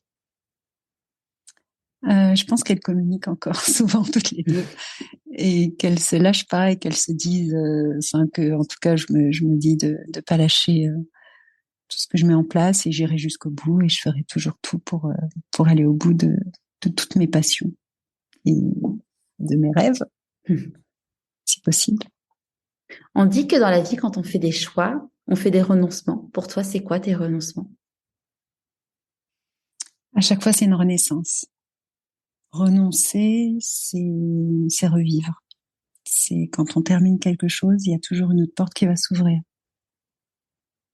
Donc oui, c'est essentiel de renoncer pour grandir et avancer. Alors j'ai pas le nom de la personne, mais je le retrouverai quand je Mhm. diffuserai l'épisode. Hier en nageant, en nageant, j'écoute des podcasts. Enfin, quand je suis en Génial. mer, j'écoute pas des podcasts, mais quand je suis en piscine, Ouais, j'écoute des podcasts. Et j'écoutais un épisode de Métamorphose, et c'était une personne qui racontait qu'en fait, quand tu as des grands sauts de vie, donc des renoncements notamment, c'était un peu comme quand tu es au cirque et que tu dois, t'es sur un trapèze et tu dois te jeter pour attraper le deuxième trapèze, et qu'à un ouais, moment, bah du coup, tu te lâches, tu sais pas trop ce qui va se passer, mais tu es obligé de exactement. passer par ça. Moi, je voyais aussi un petit peu ça comme, je me suis toujours dit que c'était un peu comme être sur une autoroute, tu sais, et de rouler la nuit et Mm. d'avoir les phares qui étaient clairs, mais pas très très loin. Tu sais pas où tu vas, mais tu vois un petit peu devant, puis t'avances, tu vois. Ouais. À chaque fois, t'avances un petit peu sans trop savoir où tu vas, mais tu sais que tu y vas en tout cas. Et c'est nécessaire de passer par là et Ah, pour être à sa c'est place. essentiel. C'est Mm. essentiel parce que la peur, et d'ailleurs beaucoup de choses sont faites dans cette société pour avoir peur et ne pas avancer. Donc en fait, tu te noies dans des angoisses qui interminables et qui peuvent et Mm. qui t'empêchent d'avancer C'est et ça. d'exister.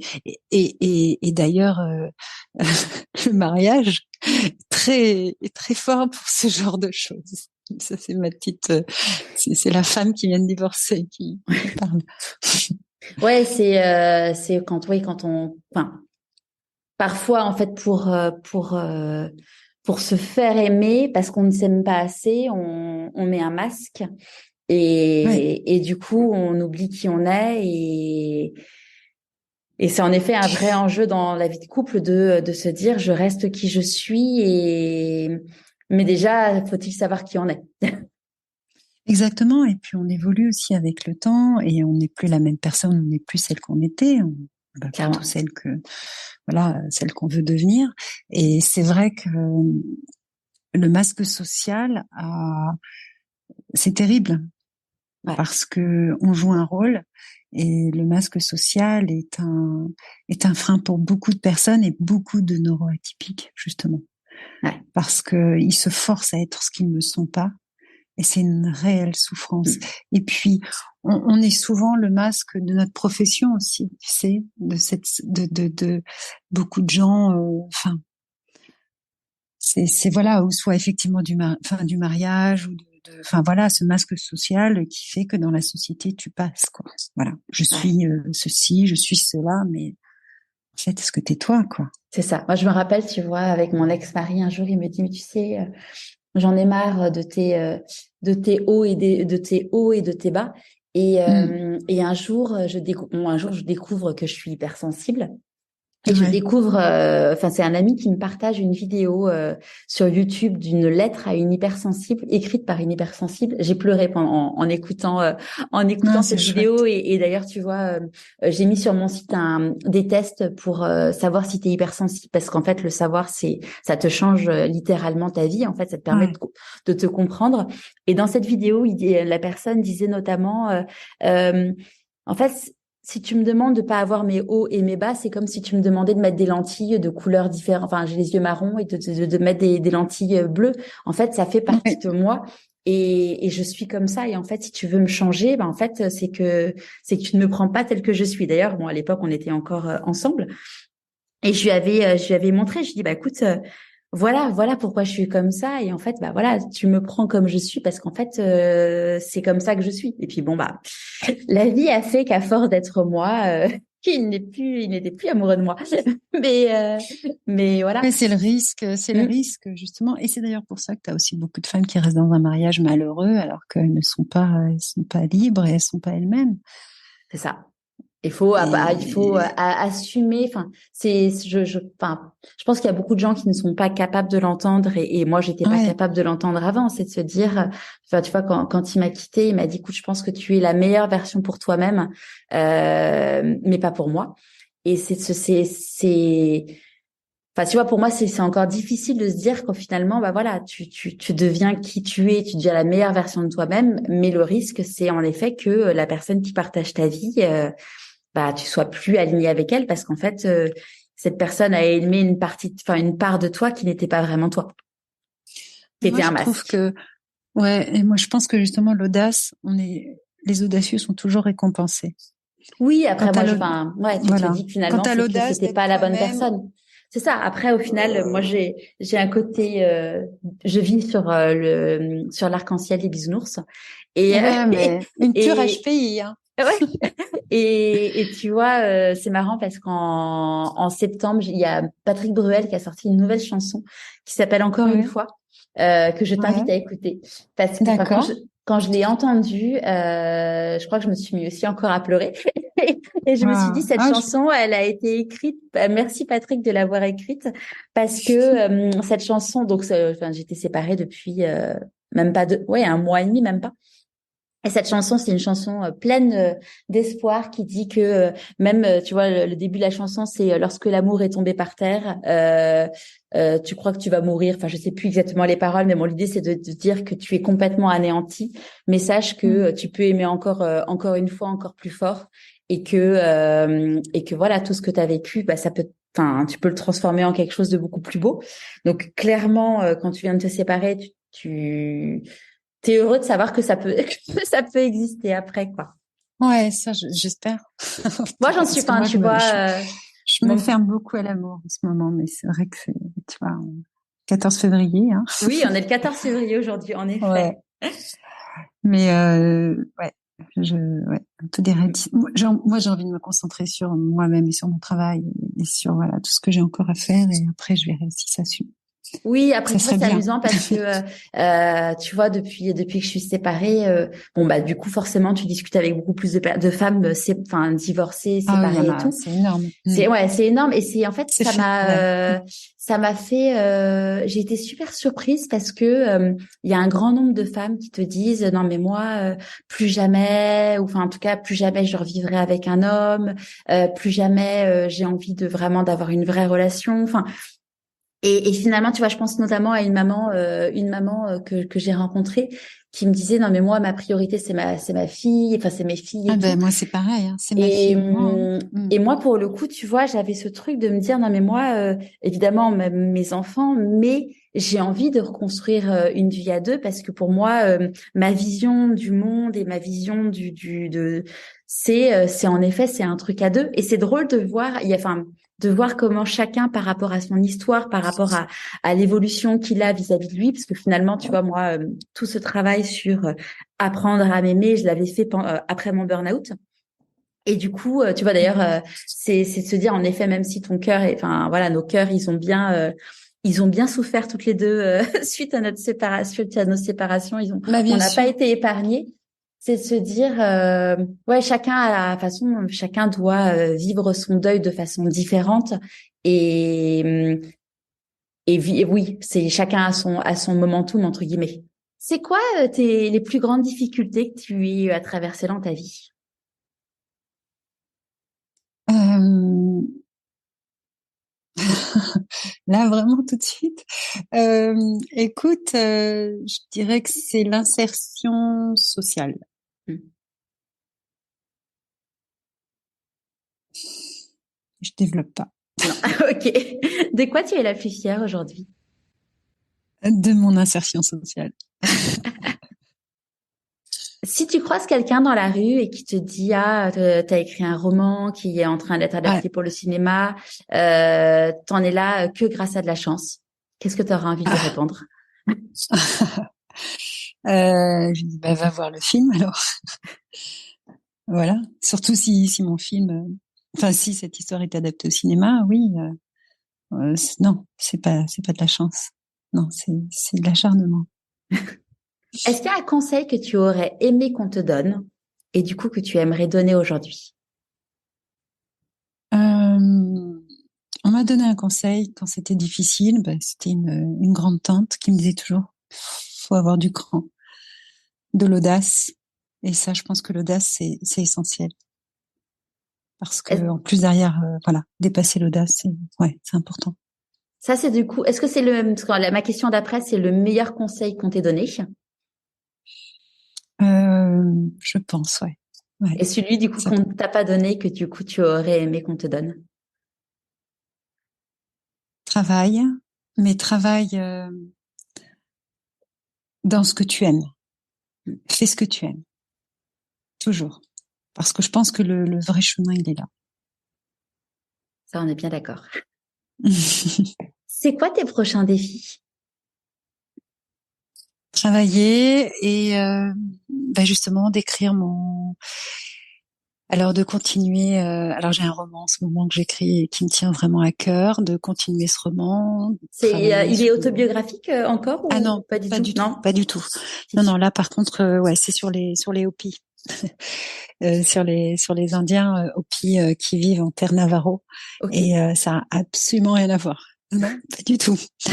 Et non, par contre, c'est vraiment instinctif. Pour le coup, là, je suis partie sur un truc. Je parle du déracinement des peuples autochtones et de l'adoption européenne. C'est truc dingue qui me tient à cœur et je ne sais absolument pas. Enfin, si je sais comment c'est arrivé, c'est en allant en voyage à Sedona. Et c'est arrivé comme ça. Mais bon, là, après, c'est une autre histoire. Et, euh, et puis aussi, voilà, je sais pas s'il y a une autre question, mais si ça, je travaille sur un album jeunesse en ce moment avec la maison d'édition Les Arènes. Et Super. ouais, vraiment, je suis très contente parce qu'en fait, c'est un album qui va raconter aux enfants ce qu'est le trouble 10 et ce qui Ah, les génial. attend. Voilà, Ouais. parce qu'en fait, il n'y a pas de support pour le raconter. Mm. Et en sortant enfin le livre là, le manuel de survie, j'ai réalisé qu'en fait tous les enfants lisaient les BD Ouais. et qu'en fait ils adoraient. Et mais eux n'avaient pas de support pour leur expliquer ce qui allait les attendre, tu vois, Mm. sur ce terrain, tu vois, les thérapeutes, les rendez-vous, les machins, enfin tu vois toute cette complexité, ce parcours. Alors c'est expliqué aux parents, mais pas aux enfants. Donc du coup là, je suis partie sur ce premier album parce que l'éditrice compte en faire plusieurs, donc d'une petite fille 10 qui raconte sa vie de 10 Génial. Et du et coup, il son sortira quand? super pouvoir. Alors normalement, c'est prévu pour 2024. Ok, super. Voilà, parce qu'il y a tout le travail d'illustration à faire. Là, moi, j'écris le texte et ensuite il y a l'illustration. Donc, je scénarise toute l'histoire. Ça me fait penser à Pauline Dorgeval que j'ai interviewée, qui a créé deuxièmeavis.fr, qui l'idée Mhm. de deuxième avis, c'est de dire que quand tu as un problème médical, tu consulte un deuxième avis pour être sûr que, enfin, un vrai gros problème médical, et du coup Tout le pouvoir temps. de donner l'accès à tout le monde, aux plus grands spécialistes. Et Mm. Pauline, elle a un de ses enfants qui est autiste, et donc elle est Mhm. énormément investie pour justement aider les enfants autistes. Et elle a raconté qu'ils avaient créé justement une BD pour expliquer beaucoup de choses pour les enfants autistes, parce qu'en Ouais. effet, on explique aux parents, mais pas les enfants, et la BD était un super support. Ah, mais c'est exactement ça. Nous, les 10, les enfants ne savent même pas ce que c'est. Ils vont chez le thérapeute pour soigner leur trouble 10, mais ils savent même pas ce qu'ils ont. Ouais. En fait, personne ne le leur dit. C'est ça qui est Ouais. dingue. Oui, et puis moi je suis, enfin voilà, je suis convaincue que voilà, t'es 10, mais c'est quelque chose c'est une singularité. Et si tu le sais, Exactement. il y a forcément quelque chose derrière que tu peux en retirer, et pas que ça soit exclusivement quelque chose de négatif, au contraire. Et les 10 ont un potentiel incroyable, des capacités. Quand tu vois toute la liste des 10, tu vois qu'il y a énormément de personnes 10 qui sont, enfin, qui ont des capacités exceptionnelles. Ouais, Et si on les aide à les développer, c'est incroyable. c'est sûr. Est-ce Mm. que tu aurais un conseil de lecture à partager avec nous? Mon prochain livre sur les 10. Non, un conseil de lecture, Femme qui court avec les loups de Clarissa Pinkola Esté, qui est Super. voilà un livre incroyable. Donc, on peut retrouver tous tes livres en librairie. Je mettrai le Oui, lien vers chacun de tes livres si tu veux redonner bien les sûr. titres. Alors, la nomade en ce moment, non, parce qu'en plus j'essaye de le réadapter en roman graphique. Donc, on retrouve le manuel de survie, l'adulte 10 au courrier du livre, et ensuite il y aura le livre aux arènes. Mais pour l'instant, on peut, voilà, on les trouve au courrier du livre. Oui. Super. À qui as-tu envie de dire merci et pourquoi avant qu'on se quitte? À Serge Rodensegg. celui qui m'a sélectionné au CFT Gobelin pour faire la formation. Génial. Un immense merci Christelle. Et puis Merci aussi. Merci je beaucoup, mettrai tous les liens pour te suivre sur le blog pourquoipasmoi.co. Et puis on suivra la suite de tes aventures évidemment. Merci beaucoup Charlotte. J'espère de tout cœur que cet épisode vous aura plu. Si c'est le cas, je vous invite à vous abonner sur votre plateforme d'écoute préférée et mettre 5 étoiles et un commentaire sur Apple Podcast. Pour moi, c'est énorme. Pour continuer à suivre les aventures de mon invité et recevoir des conseils pour écouter votre petite voix, inscrivez-vous à la newsletter et suivez Pourquoi pas moi sur Instagram. Vous avez tous les liens dans les notes de l'épisode. Et évidemment, n'hésitez pas à en parler autour de vous. Je vous dis donc à vendredi pour la newsletter et à dans 15 jours pour le prochain épisode.